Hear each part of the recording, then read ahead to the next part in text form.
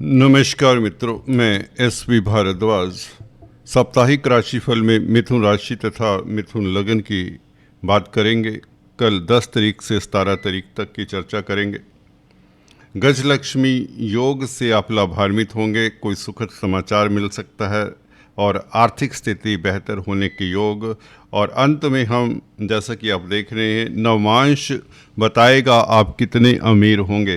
जी हाँ दोस्तों, Gemini astrology की चर्चा करेंगे। आत्मा कारक ग्रह की स्थिति नवांश में और उससे बनने वाले धनाढ्य योग, धनी होने के योग क्या कहते हैं, उसकी बात भी करेंगे। तो चर्चा को शुरुआत करते हैं। ग्रहों की स्थिति आपके समक्ष है दोस्तों। चंद्रमा के गोचर के हिसाब से ये राशिफल होता है, जिसमें ग्रहों नक्षत्रों का प्रभाव समाहित करके हम आपके लिए विश्लेषण प्रस्तुत करते हैं। तो चलिए शुरुआत करते हैं। 10 और 11 तारीख को चंद्रमा दोस्तों 4:02 पर 10 तारीख यह 11वें भाव में प्रवेश कर जाएगा और 11-12 तारीख तक यहाँ पर रहेगा, 5:30 बजे तक 12 तारीख, और तत्पश्चात वृषभ राशि में उच्च का हो जाएगा ये चंद्रमा दोस्तों। 11वें भाव को हम लाभ स्थान कहते हैं। लाभ स्थान में जब भी चंद्रमा हो तो आपके लिए उत्तम स्थितियां पैदा करता है। वैसे भी दोस्तों ये चंद्रमा धन भाव का मालिक होकर 11वें भाव में बैठ रहा है, तो ये लक्ष्मी योग बनाता है। तो 11वें भाव में चंद्रमा हो तो निश्चित तौर से आय के साधन बढ़ते हैं, इनकम का ग्राफ आपका बढ़ेगा और कोई ना कोई मांगलिक कार्य के योग बनते हैं। कोई सुखद समाचार मिले, दोस्त मित्रों के साथ आपका समय अच्छा बीतेगा और क्वालिटी टाइम आपका परिवार के साथ भी अच्छा बीतेगा, क्योंकि सेकंड हाउस के मालिक है चंद्रमा, परिवार के कुटुंब के मालिक है। परिवार के साथ समय आपका ठीक ठाक बीतेगा, मतभेद दूर होंगे, आप खुश रहेंगे, हल्के फुल्के रहेंगे और पिछले दिनों के तनावों से, परेशानियों से मुक्ति पाने के लिए भी चंद्रमा ये 10-11 तारीख का बहुत बेहतर है। कुल मिलाकर आर्थिक स्थिति बेहतर होगी और 12 तारीख तक, बल्कि 5:30 बजे तक आपके लिए ये चंद्रमा बहुत सुख स्थिति पैदा करता है। जहाँ तक व्यापार बिजनेस की बात है, बिजनेस में, व्यापार में आपको सफलता मिलेगी। कोई बड़ा प्रोजेक्ट आपका सिरे चढ़ सकता है, जिससे आपके पास लाभ के योग बनाता है। 12, 13, 14 तारीख चंद्रमा 12 तारीख संध्या समय से 13 और 14 तारीख भी यहाँ पर ही रहेगा चंद्रमा, बल्कि 15 तारीख को यह मिथुन राशि में प्रवेश करेगा। तो 13, 14 और 15 तारीख तक ये चंद्रमा डेफिनेटली उच्च का चंद्रमा है, तो आपके लिए लाभकारी होगा। निवेश का अच्छा समय रहेगा आपके लिए, निवेश के अच्छे मौके मिलेंगे। विदेशी कामकाज अगर आप करते हैं तो दिन बेहतर रहेगा, विदेशों से आपको लाभ होने के प्रबल योग बनते हैं। अगर आप मेडिकल क्षेत्र में हैं, सोशल वर्क कर रहे हैं, हॉस्पिटल्स के साथ कोई नाता है, डॉक्टर हैं, सर्जन हैं, नर्सिंग का कामकाज करते हैं, कोई असाइलम्स के साथ जुड़े हुए हैं, नॉन गवर्नमेंट ऑर्गेनाइजेशंस होती हैं, NGOs होते हैं, उनके साथ कोई आपका नाता है, जो भी चैरिटेबल संस्थान होते हैं, गौशाला, अनाथालय इत्यादि, उनमें अगर कामकाज करते हैं और या इनके लिए कामकाज कर रहे हैं तो आपको तसल्ली भी मिलेगी, जॉब सेटिस्फैक्शन होगी। 12वें भाव का चंद्रमा कहीं ना कहीं आपको दोस्तों भाग दौड़ की ज़िंदगी से थोड़ा रेस्ट करने के लिए भी कहता है, सुस्ताने के लिए कहता है। कहीं तो आप आइसोलेशन में अपने साथ समय बिताना पसंद करेंगे। अगर आपकी हॉबीज़ हैं कोई, उसके साथ आप समय बिताएं। आप क्रिएटिव व्यक्ति हो सकते हैं, तो अगर आप कोई पेंटिंग करते हैं, कोई डांस, ड्रामा, म्यूज़िक इत्यादि या राइटिंग में इंटरेस्ट रखते हैं, तो उसके लिए आपके पास समय रहेगा। 12, 13, ये 14 तारीख, 13, 14 तारीख, खासकर 13, 14 तारीख बहुत उत्तम दिन रहेगा। खासकर 13 तारीख चंद्रमा अपने ही नक्षत्र में होगा, तो ये बहुत भला होगा, लाभकारी होगा और धन की स्थिति बेहतर होगी।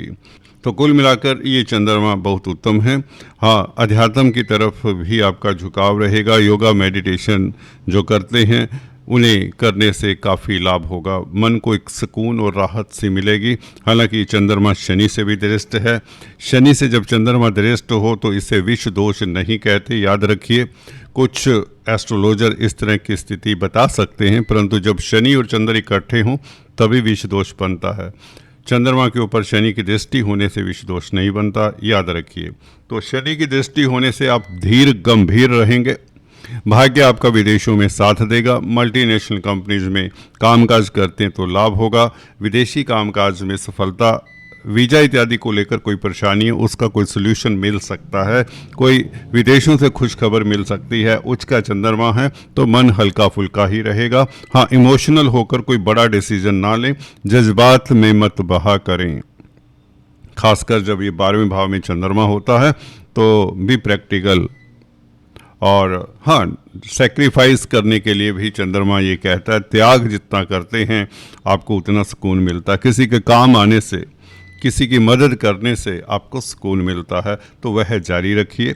भले वह संतान हो, भले आपके दोस्त मित्र हो या सोसाइटी का कोई भी व्यक्ति हो, उसकी मदद करें तो आपको सुकून मिलता है और कहीं ना कहीं दैवी कृपा भी आपके ऊपर प्रसन्न होती है। तो 12वें भाव का चंद्रमा कुछ इस तरह का होता है और गुरु चंद्र का योग बनेगा। ये गज लक्ष्मी कम गज केसरी योग प्रतिष्ठा बढ़ाएगा। 15 तारीख 8 बजे से चंद्रमा यहाँ पर आएगा गुरु के साथ। तो 16-17 तारीख संध्या समय तक 4 बजे तक ये गज केसरी राजयोग बनेगा, जो सम्मान आपका बढ़ाएगा, समाज में प्रतिष्ठा बढ़ाएगा, आपका कॉन्फिडेंस 7वें आसमान पर कहें तो, आपका ऑरा, आपका मैग्नेटिज्म पॉजिटिव रहेगा और कहीं ना कहीं फैमिली लाइफ आपका बहुत उत्तम रहेगा। दाम्पत्य जीवन की बात करें तो मैरिज लाइफ अति श्रेष्ठ रहेगा। और अगर हम छात्रों की बात करें तो गुरु के साथ चंद्रमा, तो छात्रों के लिए पढ़ाई के लिए समय उत्तम रहेगा। खासकर जो हायर एजुकेशन ले रहे हैं या किसी तरह के कॉम्पिटिटिव एग्ज़ाम्स की तैयारी कर रहे हैं, उनके लिए दिन अति श्रेष्ठ, अति उत्तम रहेगा। उनके रास्ते में आ रहे, छात्रों के रास्ते में आ रहे अवरोध दूर होंगे। जहाँ तक बात है व्यापार बिजनेस नौकरी की, व्यापार बिजनेस में आपको मनचाही सफलता मिलेगी। और यहाँ पर आपको बता दें, बुध क्योंकि भद्र नामक राजयोग 15 तारीख को बना चुका होगा, तो इसका प्रभाव देखिए, बुध जैसे ही उच्च का होता है तो ये बहुत जल्दी से प्रभाव देता है। बुध ऐसे ग्रह हैं बहुत जल्दी घूमते हैं। जैसे ही राशि परिवर्तन करते हैं, इवन करने वाले होते हैं 1-2 दिन पहले ही इनका प्रभाव दिख जाता है। तो यहाँ पर कन्या राशि में बुध भद्र नामक राजयोग बनाएंगे 15 तारीख से। तो 16-17 तारीख इधर गज केसरी राजयोग, गज लक्ष्मी योग और इधर भद्र नामक राजयोग, इतने सारे राजयोगों के कारण आपको कई तरह के लाभ मिलेंगे। ज़मीन जायदाद प्रॉपर्टी की डील अगर करना चाहते हैं, कमीशन का कोई भी कामकाज करते हैं, कोई भी कमीशन का कामकाज है, उसमें आपको सफलता 16-17 तारीख को मिलना ऑलमोस्ट संभव है। यही पोजीशन वर्गा चार्ट्स में भी है चंद्रमा की। ये 16-17 तारीख आपके लिए बहुत बेहतर रहने वाली है। लाभ की स्थितियां बढ़ेंगी। बुध का ये प्रभाव आपको एकदम से सुखद प्रभाव देखने को मिलेगा ही, ये तो निश्चित है। और दोस्तों, ये चंद्रमा 17 तारीख को कर्क राशि में स्वग्रही भी हो जाएगा।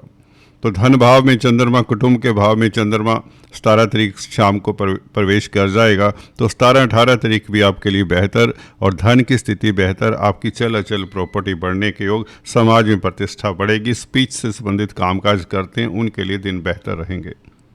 अगर आपका वर्क एरिया वाणी से संबंधित है तो आप बहुत धन अर्जित कर सकते हैं या इनकम का ग्राफ आपका बढ़ेगा और कुटुंब के साथ आपका क्वालिटी टाइम बीतेगा, मतभेद दूर होंगे, आपकी चल अचल प्रॉपर्टी इत्यादि बढ़ती है, आपके एसेट्स कहें तो बढ़ते हैं। तो ये चंद्रमा दोस्तों बहुत बेहतर है, या यूँ कहें बुध का परिवर्तन 15 तारीख को, शुक्र का परिवर्तन 15 तारीख को, ये बहुत बेहतर रहेगा। शुक्र केतु के साथ पंचमेश होकर कहीं ना कहीं स्पेकुलेशन से बेइंतहा लाभ हो सकता है आपको। पंचम भाव का मालिक अपनी राशि से 11वें में केतु के साथ, हालांकि अपने स्पाउस की सेहत का ख्याल रखें अगर आप पोस्ट जातक हैं। शुक्र का ये परिवर्तन कहीं ना कहीं इस ओर भी इशारा करता है। स्त्री वर्ग से डिस्टेंस भी बना कर रखें कार्यस्थल पर। परंतु आप इमोशनल रहेंगे, क्रिएटिव रहेंगे और रोमांटिक भी रहेंगे शुक्र के इस परिवर्तन के साथ। शुक्र का केतु के साथ परिवर्तन, सूर्य 17 तारीख को हालांकि कन्या राशि में आ जाएंगे, third Lord in fourth house, तो पड़ोसियों के साथ आपके संबंध बेहतर रहेंगे।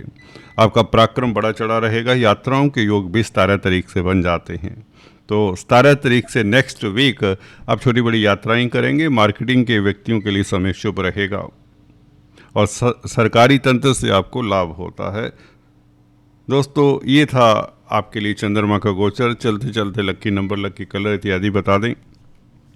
आपके लिए लक्की नंबर इस अवधि में रहेगा दोस्तों 4, 31 और 13। लक्की कलर रहेगा दोस्तों आपके लिए ग्रीन और जेम स्टोन्स हम अक्सर बताते हैं, फिर से बता दें जल्दी से।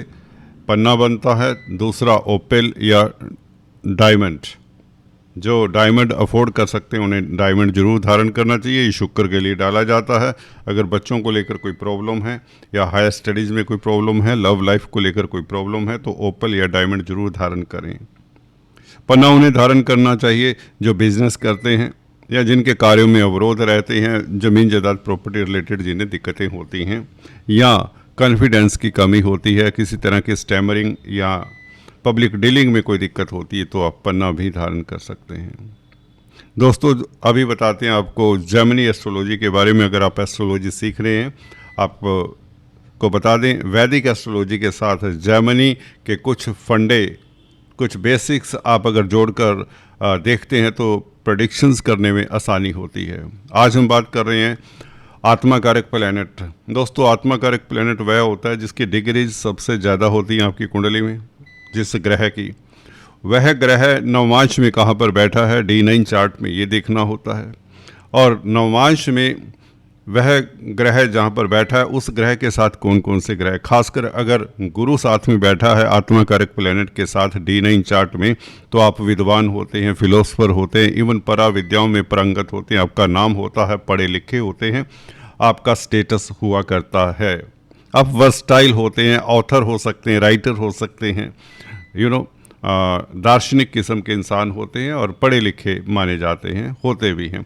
और अगर गुरु के अलावा शुक्र साथ में हो तो व्यक्ति पोइट्री, कला में इंटरेस्ट लेता है। आत्मा कारक प्लैनेट के साथ अगर शुक्र बैठा हो तो व्यक्ति कलाकार हो सकता है।